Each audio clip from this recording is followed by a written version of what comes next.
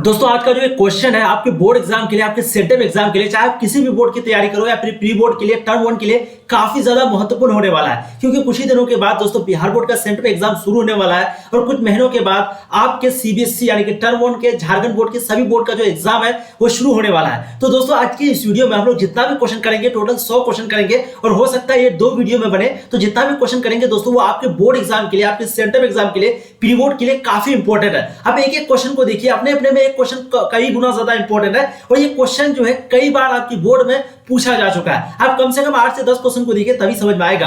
बहुत बच्चे क्या करते हैं, सेंटम एग्जाम को हो गया, प्री बोर्ड को हो गया, टर्म वन को हो गया, सीरियसली नहीं लेते। देखिए ये जो आपकी एग्जाम होने वाला है, ये एग्जाम सिर्फ आपको ये याद दिलाएगा कि आपकी तैयारी कितनी है और आपको कितनी तैयारी करनी चाहिए, बस यही याद दिलाएगा और आपको दिलाएगा कि आपके एग्जाम का जो पैटर्न है वो क्या होने वाला है। इसलिए सेंटम एग्जाम भी बहुत महत्वपूर्ण रखता है। और इनकेस अगर कोविड-19 आ जाता है यानी कि कोरोना आ जाता है फरवरी माह में या फिर मार्च माह में, तो दोस्तों फिर आपका जो मार्क्स है, रिजल्ट है, जो आपका अंक पत्र जारी किया जाएगा वो आपके सेंटम एग्जाम को लेकर, प्री बोर्ड के लेकर, टर्म वन को लेकर के आपका निकाला जाएगा। ठीक है, रिजल्ट। इसलिए आप लोग अच्छे से तैयारी कीजिए। तो दोस्तों ये है मॉडल पेपर 1, आप लोग ध्यान दे दीजिए, ये मॉडल पेपर 1 है। इसी तरीके से टोटल हम लोग 5 मॉडल पेपर करेंगे और आपको गारंटी देते हैं अगर आप ये 5 मॉडल पेपर को कर लेते हैं तो दोस्तों आप 100% सभी एमसीक्यू यानी कि सभी ऑब्जेक्टिव क्वेश्चन को सॉल्व कर सकते हैं। इसमें टोटल 1 से 100 तक क्वेश्चन है और हम लोग शुरू करते हैं और जहां तक हम लोगों का सॉल्व हो पाएगा हम लोग करेंगे। आपको क्या करना है, एक एक क्वेश्चन को उठाना है और दोस्तों जो क्वेश्चन का आंसर नहीं आए प्लीज उसको नोट करना है और नोट करके बार बार रिवीजन करना है। पहला क्वेश्चन आपके स्क्रीन पर,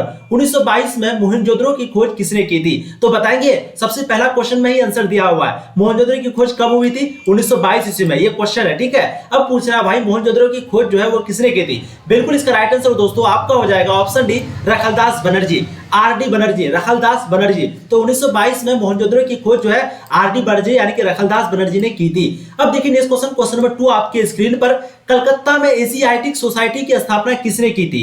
कलकत्ता में एशियाटिक सोसाइटी की स्थापना किसने की थी? कनिंघम ने, फिलिप ने, डीसी सरकार ने या फिर विलियम जोन्स ने? कई गुना ज्यादा ये क्वेश्चन आपके बोर्ड एग्जाम के लिए इंपॉर्टेंट है और बिल्कुल इसका राइट आंसर आपका ऑप्शन डी हो जाएगा, विलियम जोन्स। कलकत्ता में एशियाटिक सोसाइटी की जो स्थापना है वो विलियम जोन्स ने की थी। अब देखिए दोस्तों next question, question number 3, Mohenjodaro किस नदी के किनारे स्थित है? पहला जो चैप्टर है आपका इतिहास यानी कि ऐटे मन के तथा अस्थया, जिसमें हम लोग हड़प्पा सभ्यता के बारे में पढ़ते हैं, वो कई गुना ज्यादा इंपॉर्टेंट है क्योंकि लगभग क्वेश्चन ना उसी चैप्टर से पूछा जाता है। तो मोहनजोदड़ो किस नदी के किनारे स्थित है? यहाँ पर सिर्फ मोहनजोदड़ो को शहर का बात हो रहा है। ठीक है, मोहनजोदड़ो सिर्फ शहर का बात हो रहा है। ये सतलज के किनारे स्थित है या फिर सरस्वती या फिर रावी या फिर सिंधु? तो दोस्तों थर्ड का जो राइट आंसर है बहुत ही इंपॉर्टेंट है। यहाँ पर अगर आपको हड़प्पा सभ्यता पूछ देता तो वहां आपको सिंधु लगाना होता, लेकिन यहाँ पर क्योंकि मोहनजोदड़ो पूछा तो फटाफट आप लोग जो इसका आंसर को कमेंट करेंगे। जी हाँ, इसका आंसर को आप लोग फटाफट कमेंट करेंगे। बिल्कुल दोस्तों इसका जो राइट आंसर होगा बिल्कुल हो जाएगा आपका ऑप्शन डी, सिंधु। जी हाँ, इसका राइट आंसर क्या हो जाएगा आपका ऑप्शन डी, सिंधु। तो मोहनजोदड़ो जो है वो भी सिंधु नदी के किनारे स्थित है और हड़प्पा सभ्यता अगर पूछ दे तो वो भी सिंधु नदी के किनारे। ये दोनों चीज को आप लोग ध्यान रखेंगे। अब देखिए next question, question number 4, Lothal कहां पर स्थित है? लोथल, जी हाँ लोथल, जी हाँ बिल्कुल बिल्कुल। 4 का जो राइट आंसर होगा दोस्तों वो हो जाएगा आपका गुजरात, यानी कि लोथल जो है वो गुजरात में स्थित है। तो लोथल कहां पर स्थित है? गुजरात में। अब देखिए दोस्तों नेक्स्ट क्वेश्चन, क्वेश्चन नंबर 5, भारतीय पुरातत्व का पिता किसे कहा जाता है? लॉर्ड कर्जन को, अलेक्जेंडर कनिंघम को, दयाराम साहनी को, लॉर्ड डलहौजी को? ये क्वेश्चन मैंने आपको करवा रखा है, थ्योरी में भी आपको पढ़ाया रखा है। 5 का जो राइट आंसर होगा दोस्तों बिल्कुल आपका हो जाएगा ऑप्शन बी, अलेक्जेंडर कनिंघम। तो भारतीय पुरातत्व का पिता अलेक्जेंडर कनिंघम को कहा जाता है। अब देखिए दोस्तों देखते हैं नेक्स्ट क्वेश्चन, क्वेश्चन हो जाएगा आपका 6, कनिष्क का राज्यारोहण कब हुआ था? 44 ईस्वी में, 78 ईस्वी में, 88 ईस्वी में या फिर 98 ईस्वी में? तो कनिष्क का राज्यारोहण कब हुआ था? बहुत ही इंपॉर्टेंट क्वेश्चन है दोस्तों 6 नंबर और इसका जो राइट आंसर होगा बिल्कुल हो जाएगा आपका ऑप्शन बी, 78 ईस्वी में। जी हाँ बिल्कुल राइट आंसर क्या हो जाएगा? Option B. अब देखिए नेक्स्ट क्वेश्चन, क्वेश्चन नंबर 7, अर्थशास्त्र किसने लिखा था? कौटिल्य ने, बाणभट्ट ने, कालिदास ने, अश्वघोष ने? तो दोस्तों इसका जो राइट आंसर होगा बिल्कुल आपका हो जाएगा दोस्तों कौटिल्य ने। तो अर्थशास्त्र जो है वो कौटिल्य ने लिखा था। एक बात दोस्तों, एक छोटी सी रिक्वेस्ट है आप लोगों से, अगर आपको लगे, जी हाँ आपको अगर लगे कि कोई भी क्वेश्चन गलत है या फिर कोई भी क्वेश्चन डाउट है, क्योंकि ये क्वेश्चन जो है किसी और के द्वारा टाइप किया गया, ठीक है, तो अगर आपको लगे कि क्योंकि अक्सर मॉडल पेपर लेंगे, गेस पेपर लेंगे तो वहां पर क्वेश्चन जो है उसका आंसर जो है गलत रहता है, कभी कभी क्वेश्चन भी गलत रहता है। तो दोस्तों अगर आपको कोई भी क्वेश्चन में थोड़ा भी डाउट लगे, थोड़ा भी लगे कि ये गलत है, तो प्लीज जरूर बताइए कमेंट करिए। इससे क्या होगा कि तब मैं नेक्स्ट वीडियो में उसको क्लियर कर दूंगा और जितने भी बच्चे का डाउट होंगे सभी बच्चे का डाउट जो है वो क्लियर हो जाएगा। क्योंकि एक एक ऑब्जेक्टिव दोस्तों बहुत ज्यादा मायने रखता है, चाहे एक एक मार्क्स, जी हाँ एक एक ऑब्जेक्टिव बहुत ज्यादा मायने रखता है। तो अर्थशास्त्र किसने लिखा था? कौटिल्य ने। अब देखिए दोस्तों नेक्स्ट क्वेश्चन, क्वेश्चन नंबर 8, गुप्तों के काल में कौन चीनी यात्रा भारत आया था? गुप्तों के काल में कौन चीनी यात्रा भारत आया था? इत सिंह, ह्वेनसोंग, फाहियान या फिर चीनली। बिल्कुल ये क्वेश्चन मैं आपको पढ़ा रखा हूं और इसका जो राइट आंसर होगा बिल्कुल हो जाएगा आपका ह्वेनसोंग। जी हाँ, तो गुप्तों के काल में, गुप्तों के समय कौन चीनी यात्री भारत आया था? ह्वेनसोंग चीनी यात्री जो है वो भारत आया था। अब देखिए दोस्तों next question, question number 9, Mahabharata की रचना किस भाषा में हुई थी? संस्कृत, पाली, प्राकृत, हिंदी। बहुत ही बार ये क्वेश्चन पूछा गया है। और प्राकृतिक का मतलब क्या होता है? प्राकृतिक का मतलब होता है जो भाषा लोग पहले जबान से नहीं बोलते थे, पहले कोई चीज को दर्शा करके, इशारा करके उस तरीके से बात करते थे, उसी को नेचुरल यानी कि प्राकृतिक भाषा बोले जाते हैं, जो कि अनपढ़ लोगों के द्वारा बोली जाती थी उस जमाने में, अभी नहीं। तो महाभारत की जो रचना है वो कौन सी भाषा में हुई थी? बिल्कुल इसका राइट आंसर हो जाएगा आपका संस्कृत। जी हाँ, तो महाभारत की रचना जो है वो संस्कृत भाषा में हुई थी। अब देखिए next question, question number 10, Ashok का धम्म। जी हाँ, धम्म की शुरुआत किसने की थी? फटाफट इसका आंसर को कमेंट करेंगे। मैंने शुरू में ही आपको आंसर बता दिया। इसका जो राइट आंसर होगा बिल्कुल हो जाएगा आपका अशोक। तो धम्म की शुरुआत जो है वो अशोक ने की थी। राइट आंसर क्या हो जाएगा आपका? Option B. अब देखिए दोस्तों next question, question number 11, Dhamma का मतलब क्या होता है? धम्म का मतलब एक प्रकार का आप धर्म ही समझ सकते हैं। धम्म मतलब एक प्रकार का धर्म समझेंगे, सेम है। जैसे कि धर्म में अच्छी बातें बताई जाती है कि ऐसा नहीं करना चाहिए, ये बुराई नहीं करना चाहिए, ये बुराई नहीं करना चाहिए, उसी तरीके से धम्म बताई जाती है, जो कि अशोक का धम्म की शुरुआत, धम्म की जो शुरुआत है वो अशोक ने की थी। अब देखिए next question, question number 11, Mahavir का बचपन का नाम क्या था? बहुत ही इंपॉर्टेंट क्वेश्चन है दोस्तों। कई बार ये क्वेश्चन आपकी बोर्ड एग्जाम, सेंट्रल एग्जाम, जहां भी आप ले लीजिए क्वेश्चन कई बार पूछा जा चुका है। जी हाँ, महावीर का बचपन का नाम क्या था? सिद्धार्थ, वर्धमान, शुद्धोधन या फिर राहुल। बहुत ही इंपॉर्टेंट क्वेश्चन है। तो महावीर का बचपन का नाम क्या था? इसका जो नाम था दोस्तों, बचपन का नाम वर्धमान। उसका और भी एक दो नाम था, जैसे कि उसका नाम वीर था। महावीर को वीर के नाम से भी बुलाए जाते थे, अतिवीर के नाम से भी बुलाए जाते थे, और एक सन्मति और एक वर्धमान। ठीक है, तो ध्यान रखेंगे, एक वीर, एक अतिवीर, एक वर्धमान और एक सन्मति। और महावीर का बचपन का नाम जो है अगर कभी भी क्वेश्चन में पूछ दिया जाए तो आपका ऑप्शन रहेगा वर्धमान। चलिए अब देखते हैं नेक्स्ट क्वेश्चन, क्वेश्चन नंबर 12, प्रथम जैन संगीति कहां हुई थी? प्रथम जैन संगीति कहां हुई थी? दोस्तों ये क्वेश्चन जो है आपकी बोर्ड एग्जाम के लिए बहुत ही ज्यादा इंपॉर्टेंट है। फटाफट इसका आंसर को कमेंट करेंगे। पाटलिपुत्र, वाराणसी, राजगृह, वैशाली। ये भी क्वेश्चन दोस्तों कई बार आपकी बोर्ड एग्जाम में पूछा जा चुका है। बिल्कुल इसका राइट आंसर हो जाएगा आपका पाटलिपुत्र। तो प्रथम जैन संगीति कहां हुई थी? पाटलिपुत्र। राइट आंसर हो जाएगा आपका ऑप्शन ए। अब देखिए दोस्तों next question, question number 13, Shvetambar और दिगंबर किस धर्म से संबंधित है? मैंने आपको थ्योरी में, एक्सप्लेनेशन में पढ़ाया रखा है कि श्वेतांबर और दिगंबर जो है वो किस धर्म से संबंधित है। बिल्कुल दोस्तों, बिल्कुल इसका जो राइट आंसर होगा वो हो जाएगा आपका जैन। तो जैन धर्म के अंतर्गत एक आता है श्वेतांबर और एक आता है दिगंबर। अब देखिए नेक्स्ट क्वेश्चन, क्वेश्चन नंबर 14, स्तूप किस धर्म से संबंधित है? ब्राह्मण धर्म, शैव धर्म, बुद्ध धर्म, ईसाई धर्म। कई बार ये क्वेश्चन आपकी बोर्ड एग्जाम में पूछा जा चुका है। इसका जो राइट आंसर होगा दोस्तों, बिल्कुल इसका राइट आंसर आपका हो जाएगा बुद्ध धर्म, यानी कि ऑप्शन सी। तो स्तूप जो है वो किस धर्म से संबंधित है? बुद्ध धर्म से। अब देखिए नेक्स्ट क्वेश्चन, क्वेश्चन नंबर 15, सुत्त पिटक किस धर्म से संबंधित है? अब यहाँ पर सुत्त पिटक की बात हो रही है। सुत्त पिटक जो है वो किस धर्म से संबंधित है? यही सब क्वेश्चन ना आपकी बोर्ड एग्जाम में पूछा जाता है। आपको लगेगा इजी, बट इसी में अक्सर बच्चे फंस जाते हैं। बिल्कुल 15 का जो राइट आंसर होगा दोस्तों वो हो जाएगा आपका बौद्ध। तो सुत्त पिटक किस धर्म से संबंधित है? बौद्ध धर्म से। और स्तूप किस धर्म से संबंधित है? वो भी बौद्ध धर्म से। और सुत्त पिटक किस धर्म से संबंधित है? वो भी बौद्ध धर्म से। ठीक है, तो इस चीज को आप लोग को ध्यान रखना है, कंफ्यूज नहीं होना आपको बिल्कुल भी। ठीक है दोस्तों, चलिए अब देखते हैं नेक्स्ट क्वेश्चन, क्वेश्चन हो जाएगा आपका 16, बाबरनामा क्या है? यात्रा वृत्तांत है, धर्म साहित्य है, आत्मकथा है या फिर लोकगीत है? बहुत ही इंपॉर्टेंट क्वेश्चन है, क्वेश्चन नंबर 16। और बिल्कुल इसका जो राइट आंसर होगा वो हो जाएगा आपका आत्मकथा। तो बाबरनामा जो है वो क्या है दोस्तों? आत्मकथा है। बाबरनामा क्या है? आत्मकथा है। अब देखिए next question, question number 17, Qutub Minar का निर्माण किसने आरंभ किया? क्योंकि कुतुब मीनार दोस्तों दो आदमी मिलकर बनाया था, एक था कुतुबुद्दीन ऐबक और एक था इल्तुतमिश। ठीक है, तो कुतुब मीनार का जो निर्माण है वो किसने आरंभ किया था? इब्न बतूता, जलालुद्दीन खिलजी, कुतुबुद्दीन ऐबक, रजिया। तो यहाँ पर देखिए कोई अन्य ऑप्शन नहीं है, तो आपको डायरेक्ट कुतुबुद्दीन ऐबक लगा देना है, क्योंकि कुतुबुद्दीन ऐबक जो है इसका निर्माण शुरू किया था, बाकी खत्म जो है यानी कि पूरा जो है वो किसने करवाया था? इल्तुतमिश ने। अब देखिए दोस्तों नेक्स्ट क्वेश्चन, क्वेश्चन नंबर कितना हो जाएगा आपका? 18। बहुत ही ज्यादा इंपॉर्टेंट क्वेश्चन है, आप ध्यान से देखेंगे सभी क्वेश्चन को। ये सभी प्रश्न जो है आपके बोर्ड एग्जाम के तौर पर बनाया गया है, और ये सभी प्रश्न जो है आपके बोर्ड एग्जाम में कई बार पूछा जा चुका है। जिजिया किससे लिया जाता है? व्यापारियों से, बुद्धिजीवियों से, सैनिकों से, जिम्मियों से। तो जिजिया जो है वो किससे लिया जाता है? बिल्कुल दोस्तों, इसका जो राइट आंसर होगा वो हो जाएगा आपका जिम्मियों से, यानी कि ऑप्शन डी। तो जिजिया जो है वो लिया जाता है जिम्मियों से। राइट आंसर 18 का हो जाएगा डी। ये भी मैंने आपको पढ़ाया है। अब देखिए नेक्स्ट क्वेश्चन, क्वेश्चन नंबर 19। ये भी क्वेश्चन कई बार करा चुका हूं। अंतिम मुगल सम्राट कौन था? शाहजहां, मोहम्मद शाह, औरंगजेब, बहादुर शाह। बिल्कुल दोस्तों 19 का जो राइट आंसर रहेगा वो हो जाएगा आपका बहादुर शाह। जी हाँ, अंतिम मुगल सम्राट जो है वो बहादुर शाह था। इसी का गर्दन जो है मुंडी जो है किसने काटा था दोस्तों? अंग्रेजों ने। बिल्कुल 19 का जो राइट आंसर है वो हो जाएगा आपका ऑप्शन डी, दी-ए-इलाही। ये दी-ए-इलाही होगा। तो दी-ए-इलाही संबंधित है बाबर से, हुमायूं से, अकबर से, औरंगजेब से। ये जो दी-ए-इलाही किससे संबंधित है? बिल्कुल 20 का जो राइट आंसर होगा बिल्कुल दोस्तों हो जाएगा आपका ऑप्शन सी अकबर। तो दी-ए-इलाही जो है वो अकबर से संबंधित है। अब देखिए दोस्तों नेक्स्ट क्वेश्चन हो जाएगा आपका 21। अकबर के काल में राजस्व व्यवस्था किसके नियंत्रण में थी? बीरबल, बैरम खां या फिर मानसिंह या फिर टोडरमल। तो अकबर के काल में जो राजस्व व्यवस्था है इसकी किसके नियंत्रण में थी? यानी कि एक प्रकार का वित्त मंत्री कौन था, राजस्व व्यवस्था क्या है, ये मैंने आपको करवाया है पिछले वीडियो में, मैंने आपको करवाया दोस्तों ये क्वेश्चन बहुत इंपॉर्टेंट है। बिल्कुल इसका राइट आंसर हो जाएगा टोडरमल। टोडरमल जो था वो वित्त मंत्री भी था और राजस्व भी था। क्या क्या था? एक वित्त मंत्री, आपको ध्यान रखना, एक वित्त मंत्री और एक राजस्व। कौन था? टोडरमल था। ये किसके मंत्री? अकबर काल के काल में था। ठीक है, अब देखिए नेक्स्ट क्वेश्चन नंबर 22। पानीपत का द्वितीय युद्ध, आपको मालूम होगा पानीपत में टोटल 3 युद्ध हुआ था जो कि अकबर के द्वारा लाया गया था और तीनों युद्ध में अकबर जो है वो जीते थे, यानी कि विजय हुई थी उनकी। तो पानीपत का जो द्वितीय युद्ध जो है वो 1526 में हुआ था या फिर 56 में या फिर 1665 में या फिर 1771 में।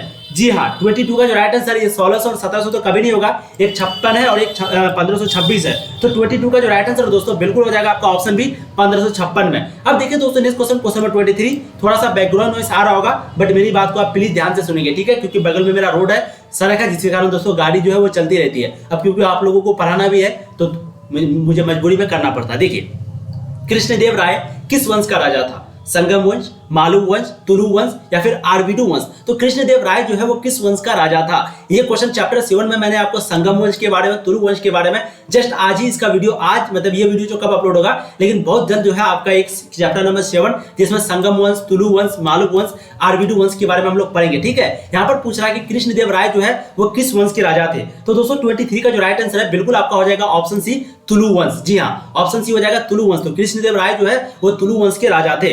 अब देखिए दोस्तों नेक्स्ट क्वेश्चन हो जाएगा 24।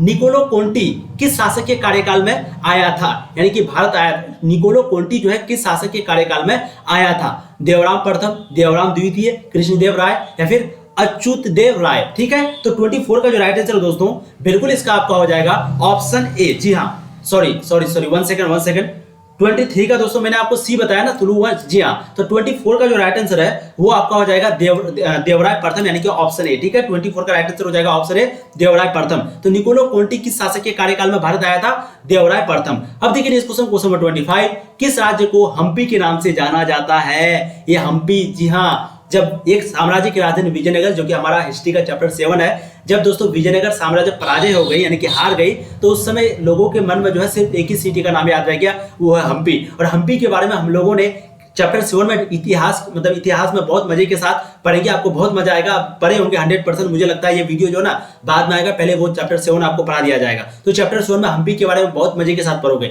तो किस राज्य को हम्पी के नाम से जाना गया? गुप्त, मौर्य, बहमनी, विजयनगर। ठीक है, बिल्कुल दोस्तों, बिल्कुल 25 का जो राइट आंसर है बिल्कुल आपका विजयनगर हो जाएगा। विजयनगर साम्राज्य को जो है हम्पी के नाम से जाना गया, हम्पी के नाम से याद रखा गया। अब देखिए नेक्स्ट क्वेश्चन नंबर 27। प्रसिद्ध विरूपाक्ष मंदिर कहां स्थित है? हम्पी में, चिदम्बरम में या फिर बेलूर में या फिर श्रीरंगम में। ठीक है, तो प्रसिद्ध विरूपाक्ष मंदिर जो है वो कहां पर स्थित है? तो इसका जो राइट आंसर है बिल्कुल हो जाएगा आपका हम्पी, यानी कि ऑप्शन ए। अब देखिए नेक्स्ट क्वेश्चन नंबर 27। दिल्ली सल्तनत की स्थापना कब हुई थी? 1206, 1226, 1256 या फिर 1256? बहुत ही इंपॉर्टेंट क्वेश्चन है दोस्तों, और इसका जो राइट आंसर है बिल्कुल आपका हो जाएगा ऑप्शन ए 1206 ईस्वी में। तो दिल्ली सल्तनत की स्थापना जो है वो कब हुई थी? 1206 ईस्वी में। 27 का राइट आंसर आपका ऑप्शन ए हो जाएगा। अब देखिए दोस्तों नेक्स्ट क्वेश्चन नंबर 28। तलवंडी किसका जन्म स्थान था? कबीर का, नानक का, रैदास का या फिर मीरा का? तो 28 का जो राइट आंसर है बिल्कुल हो जाएगा आपका ऑप्शन बी नानक का। तो तलवंडी जो है किसका जन्म स्थान है दोस्तों? नानक का। जी हाँ, 28 का राइट आंसर आपका ऑप्शन बी हो जाएगा। अब देखिए दोस्तों नेक्स्ट क्वेश्चन में आपके कितना हो जाएगा? 28। बहुत ही इंपॉर्टेंट क्वेश्चन है। उत्तर भारत में भक्ति आंदोलन का आरंभ किस संत ने शुरू किया था? यानी कि उत्तर भारत में जो भक्ति आंदोलन का आरंभ है वो किसने शुरू किया था? किस संत ने? रामानंद, कबीर, चैतन्य या फिर नानक ने? तो 29 का जो राइट आंसर होगा दोस्तों बिल्कुल आपका हो जाएगा कबीर ने, यानी कि ऑप्शन बी। जी हाँ, अब देखते हैं नेक्स्ट क्वेश्चन नंबर 30। मेगास्थनीज किस देश का रहने वाला था? यूनान, चीन, इटली, मोरक्को? तो मेगास्थनीज जो है वो किस देश का रहने वाला था? तो दोस्तों इसका जो राइट आंसर है बहुत इंपॉर्टेंट क्वेश्चन, और ये क्वेश्चन मैंने आपको करवाया भी है। इसका राइट आंसर क्या हो जाएगा? यूनान। जी हाँ, मेगास्थनीज जो है वो किस देश का रहने वाला था? यूनान का। तो 30 का जो राइट आंसर है वो हो जाएगा आपका ऑप्शन ए। ठीक है, अब देखते हैं दोस्तों नेक्स्ट क्वेश्चन नंबर हो जाएगा आपका 31। अफगानी निकेतन कौन था? राजदूत, यात्री, लेखक या फिर व्यापारी? तो अब अफनासी निकेतन जो है वो कौन था? राजदूत था, यात्री था, लेखक था, व्यापारी था? तो 31 का जो दोस्तों राइट आंसर है बिल्कुल आपका हो जाएगा बिजनेसमैन, यानी कि ऑप्शन डी व्यापारी। तो अफनासी निकेतन जो है वो कौन था? वो व्यापारी था, बिजनेसमैन था। अब देखिए दोस्तों बहुत ही इंपॉर्टेंट क्वेश्चन आ चुका है आपके स्क्रीन पर। इब्न बतूता किस देश का यात्री था? इब्न बतूता किस देश का यात्री था? बिल्कुल दोस्तों 32 का जो राइट आंसर है वो हो जाएगा आपका मोरक्को। जी हाँ, इब्न बतूता जो है वो मोरक्को मतलब कि मोरक्को देश का था। वो मोरक्को देश से भारत आया था और उसके ऊपर जो एक किताब लिखा गया है उसका यात्रा वृत्तांत लिखा गया है, उसका नाम क्या है? इब्न बतूता का रिहला। इब्न बतूता का रिहला।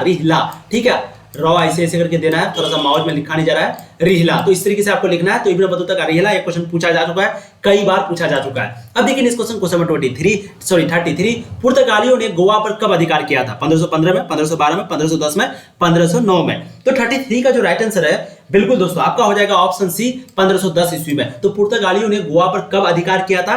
कब दोस्तों अधिकार जमाया था? 1510 ईस्वी में। 33 का राइट आंसर आपका ऑप्शन सी हो जाएगा।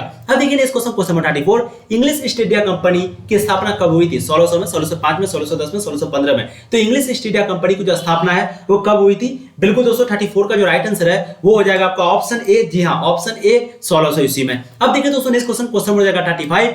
उल गुलान विद्रोह का नेता कौन था? सिद्धू, घोमदर कुंवर, चित्तर सिंह, बिरसा मुंडा? तो उल गुलान विद्रोह का जो नेता है वो कौन था? बिल्कुल दोस्तों 35 का जो राइट आंसर है वो हो जाएगा आपका दोस्तों बहुत ही इंपॉर्टेंट क्वेश्चन 35 नंबर। ठीक है, चलिए इसका जो राइट आंसर दोस्तों वो हो जाएगा बिरसा मुंडा।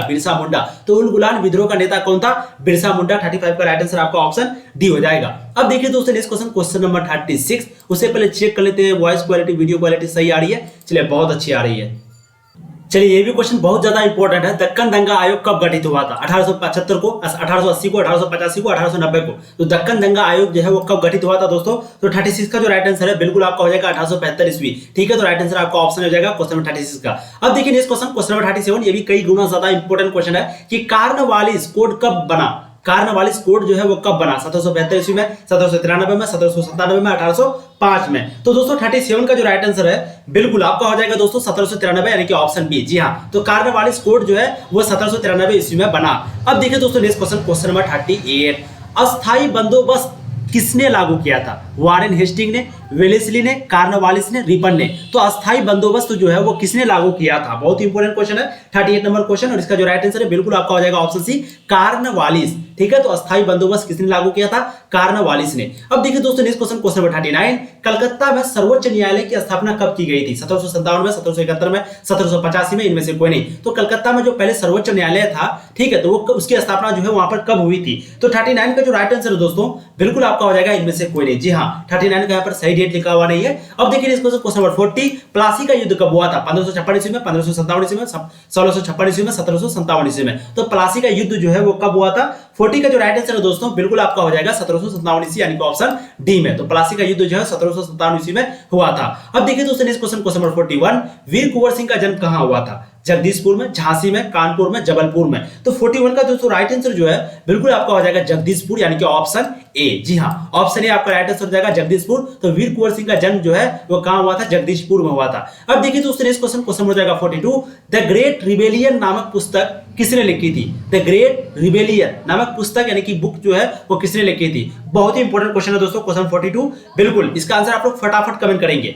मुझे लगता है यहाँ पर इसका ऑप्शन जो है वो गलत दिया गया है 42 नंबर क्वेश्चन का। द ग्रेट रिबेलियन नामक पुस्तक जो है वो शायद वी आर रामचंद्र दीक्षितार, कहीं पे है वी आर रामचंद्र दीक्षितार, नहीं है ना? तो वी आर रामचंद्र दीक्षितार के द्वारा लिखा गया था। ठीक है, वो व्यवसाय, उसका जन्म जो है 14 अप्रैल को होता है। बहुत ही मतलब इंपॉर्टेंट क्वेश्चन है, लेकिन यहाँ पर ऑप्शन मुझे लग रहा है गलत दिया। आप लोग जरूर बताएंगे, बाकी नेक्स्ट वीडियो में फिर कल क्लियर कर देंगे। अब देखिए इस क्वेश्चन नंबर 43। लखनऊ से 1857 के विद्रोह का नेतृत्व किसने किया था? लखनऊ से 1857 की जो विद्रोह का नेतृत्व वो किसने किया था? रानी लक्ष्मीबाई ने, बेगम हजरत महल ने? मैं आपको बेगम हजरत के बारे में, रानी लक्ष्मीबाई के बारे में, वीर कुंवर सिंह, नाना साहेब, इन सभी के बारे में बहुत अच्छे से पढ़ाया हूं दोस्तों। ठीक है, आप लोग जरूर थ्योरी वाला, एक्सप्लेनेशन वाला वीडियो को देखिए, चैप्टर बाय चैप्टर है, आपको बहुत मजा आएगा। उससे आपका सब्जेक्टिव ऑब्जेक्टिव दोनों तरह का प्रश्न जो है वो क्लियर हो जाएगा। 43 का जो राइट आंसर है दोस्तों बिल्कुल आपका हो जाएगा बेगम हजरत महल, यानी कि ऑप्शन बी। जी हाँ, तो लखनऊ से 1857 की विद्रोह का नेतृत्व बेगम हजरत महल ने किया। अब देखिए दोस्तों नेक्स्ट क्वेश्चन हो जाएगा 44। 1857 की विद्रोह के समय भारत का गवर्नर जनरल कौन था? Lord Clive, Lord Bentinck, Lord Canning या फिर लॉर्ड डलहौजी? बहुत ही इंपॉर्टेंट क्वेश्चन है, क्वेश्चन नंबर 44। और इसका जो राइट आंसर होगा बिल्कुल आपका हो जाएगा लॉर्ड कैनिंग, यानी कि ऑप्शन सी। तो 1857 के विद्रोह के समय भारत का गवर्नर जनरल कौन था? Lord Canning. अब देखिए दोस्तों नेक्स्ट क्वेश्चन, क्वेश्चन नंबर हो जाएगा 45। वास्को डी गामा भारत कब आया था? बहुत ही इंपॉर्टेंट क्वेश्चन है और इसका आंसर को फटाफट कमेंट करेंगे आप लोग। बिल्कुल इसका राइट आंसर हो जाएगा 1498 में। जी हाँ, 1498 में वास्को डी गामा जो है वो भारत आए थे। अब देखिए नेक्स्ट क्वेश्चन, क्वेश्चन नंबर 46। कौन सा भारतीय नगर 7 द्वीपों का नगर कहा जाता है? मुंबई, शिमला, कलकत्ता, बेंगलोर? तो कौन सा भारतीय नगर, यहाँ पर नगर की बात हो रही है, जो कि 7 द्वीपों का नगर कहा जाता है? बिल्कुल 46 का जो राइट आंसर दोस्तों वो हो जाएगा आपका ऑप्शन ए, मुंबई। जी हाँ, मुंबई आपका राइट आंसर हो जाएगा 46 का। तो बहुत ही इंपॉर्टेंट क्वेश्चन है, मुंबई को जो है 7 द्वीपों का नगर कहा जाता है। अब देखिए दोस्तों next question, gateway of India कहां पर स्थित है? बॉम्बे, दिल्ली, मद्रास, कलकत्ता? तो बहुत ही इजी क्वेश्चन है और इसका आंसर आप लोग को पता होना चाहिए। 47 number question, gateway of India, ध्यान से देखिए आप लोग, ठीक है, कहां पर स्थित है? बिल्कुल दोस्तों इसका जो राइट आंसर है आपका हो जाएगा बॉम्बे। जी हाँ, गेटवे ऑफ इंडिया कहां पर है? बॉम्बे पर है। गेटवे ऑफ इंडिया मुंबई में है। अब देखिए नेक्स्ट क्वेश्चन, क्वेश्चन नंबर 48। 3 कटिया पद्धति जुड़ी थी, गन्ने की खेती से, धान की खेती से, नील की खेती से या फिर गेहूं की खेती से? तो 3 कटिया पद्धति जो है वो जुड़ी थी, किससे जुड़ी थी? इसका जो राइट आंसर है बिल्कुल आपका हो जाएगा नील की खेती से, यानी कि ऑप्शन सी। तो 3 कटिया पद्धति जो है वो नील की खेती से जुड़ी थी। अब देखिए फटाफट आप लोग सभी क्वेश्चन का जो है आंसर को कमेंट करेंगे, ठीक है। 49 नंबर क्वेश्चन देखिए, 1919 ईस्वी के भारत सरकार अधिनियम को कहा जाता है? क्या कहा जाता है? बहुत ही इंपॉर्टेंट क्वेश्चन है। 1919 ईस्वी के भारत सरकार अधिनियम को क्या कहा जाता है? इसका जो राइट आंसर होगा बिल्कुल आपका हो जाएगा मॉन्टेग्यू चेम्सफोर्ड अधिनियम, यानी कि ऑप्शन बी आपका राइट आंसर हो जाएगा। 1919 ईस्वी के भारत सरकार अधिनियम को कहा जाता है मॉन्टेग्यू चेम्सफोर्ड अधिनियम। अब देखिए दोस्तों next question, question 50। Chauri Chaura कांड जो है वो कब हुआ था? 1919, 1920, 1921, 1922? तो इस क्वेश्चन का आंसर को आप लोग को कमेंट करना है। मैं इसका आंसर अभी नहीं बताऊंगा, नेक्स्ट वीडियो में जो हम लोग नेक्स्ट क्वेश्चन 51 से करेंगे। और टोटल आपका 100 क्वेश्चन है, ध्यान रखना। टोटल आपका कितना क्वेश्चन है दोस्तों? टोटल आपका 100 क्वेश्चन है। तो इस सेट में आपका 100 क्वेश्चन, इसी तरीके से 5 सेट आपको करवाएंगे और आपको गारंटी देते हैं आप जो सेंटअप एग्जाम देने वाले हैं 2021 में, जो आप सेंटअप एग्जाम देने वाले हैं, ठीक है, कुछ ही दिन के बाद आपका सेंटअप एग्जाम होने वाला है 19 अक्टूबर से। फिर टर्म 1 वाले जो सीबीएसई वाले बोर्ड वाले बच्चे जो देने वाले हैं एग्जाम नवंबर दिसंबर में, झारखंड वाले नवंबर दिसंबर में। फिर आपका दोस्तों लगभग प्री बोर्ड होने वाला है। तो जितने भी बोर्ड का जो एग्जाम होने वाला है फर्स्ट टर्म वाला, चाहे आप बोर्ड एग्जाम दो, सभी में इसी तरह का क्वेश्चन पूछा जाता है, इंपॉर्टेंट क्वेश्चन। तो ये सभी क्वेश्चन जो आपका यहीं से लाने वाला है। बस आपको क्या करना है, जैसे जैसे मैं पढ़ा रहा हूं वैसे वैसे कीजिए और वो 50 नंबर क्वेश्चन का आंसर जरूर दीजिए। चौरी चौरा हत्याकांड जो है वो कब हुआ था? चौरी चौरा कांड जो है कब हुआ था? ठीक है, चलिए फिर हम लोग यहीं पे आज का सेशन को खत्म करते हैं। आप लोगों को पसंद अगर आया होगा दोस्तों, यहाँ पर आपको पूर्ण रूप से तैयारी कराई जाती है, खास करके 12 आर्ट्स की, इसलिए आप चैनल को जरूर सब्सक्राइब कीजिए, अवश्य सब्सक्राइब करें, क्योंकि यहाँ पर आपकी पूरे सिलेबस की जिम्मेदारी के साथ, रिस्पॉन्सिबल के साथ पूरे सिलेबस को खत्म की जाती है। और चैप्टर बाय चैप्टर हम लोग हर चीज को पढ़ते हैं, एक्सप्लेनेशन को, थ्योरी को, ऑब्जेक्टिव को, इसलिए वो वीडियो आप जरूर देखा कीजिए हमारे चैनल पे जाके, प्लेलिस्ट पे जाके, ठीक है। और दोस्तों ये पीडीएफ अगर कोई भी चीज का रिलेटेड हो, कोई भी नोटिस हो, आप टेलीग्राम पे जरूर ज्वाइन करें। फिर मिलेंगे दोस्तों नए वीडियो में, तब तक के लिए आप लोग पढ़ाई करते रहिए, अच्छे से पढ़िए, स्वस्थ रहिए, व्यस्त रहिए पढ़ाई में। All the very best.